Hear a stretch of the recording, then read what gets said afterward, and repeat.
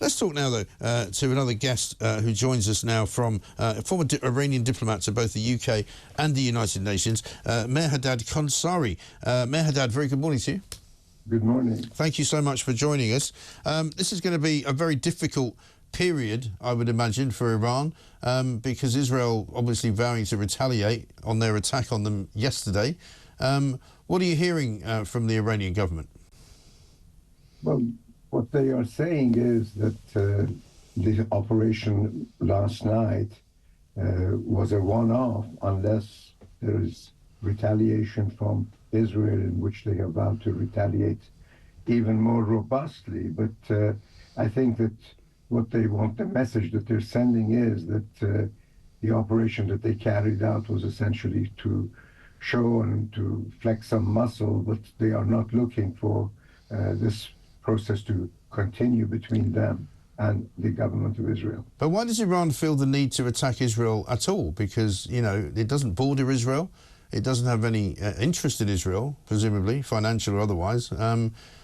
It may support other groups around Israel, but it's not actually deliberately or directly involved with Israel. So it seems to me that they've actually shot themselves in the foot here, because what they've now done is proven that Israel is actually under threat from a lot of countries, and Iran only wants to destroy Israel because they're anti-Semitic and don't like Jewish people.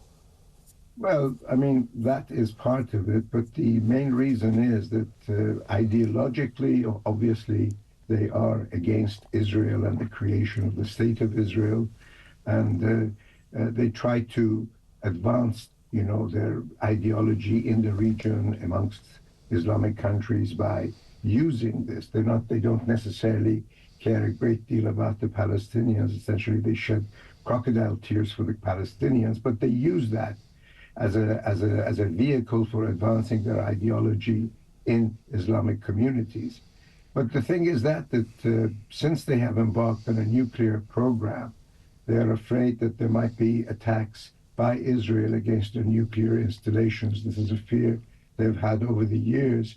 And to counter that, they have devised this proxy policy of surrounding Israel with militia groups loyal to them, paid by them, trained by them to attack Israel. I mean, the attack that you saw last night very well happen again from Lebanon or from Iraq or Syria. So the idea is to fend them off. And, you know, as we speak, we are at a sort of a historic moment because with what's going on in Lebanon, the jewel of the crown, obviously, for the Iranian regime is Hezbollah.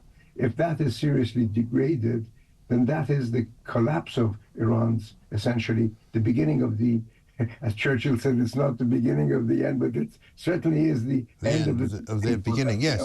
But I think surely they've kind of put what I've described it as a target on their backs now, because they've given Israel really an excuse to attack them, which Israel probably would never have thought of doing because they didn't need to do it. Having taken out most of Hezbollah, they are now more or less a neutered force. Hamas now much denuded to what it used to be. And now, generally speaking, I don't think any country in the West can discourage Israel from retaliating from what happened last night.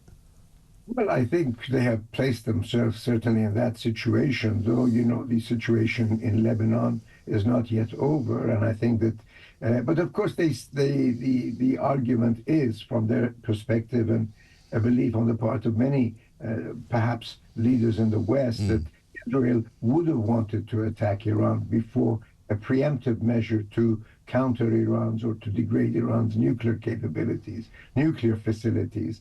And of course, this whole proxy policy was designed in order to try to deter Israel from doing that. But now, what they have done and what Netanyahu has vowed, which doesn't mean that they're going to carry it out immediately, because they will do it at the time of their own choosing. Once the campaign in Lebanon has been sort of concluded, they have that option. And of course, the ironic thing is that the Iranian regime, which has been so anti-Western, so anti-American over the years, is essentially now trying to lobby the United States and its Western allies behind the scenes to sort of prevent Israel from attacking them back or restraining Israel, in the name of avoiding a wider regional war and so on. Yeah, it's a bizarre situation that they've put themselves in. Dr Mehrdad Khonsari, thank you very much indeed, former diplomat to both the UK and the United Nations from Iran.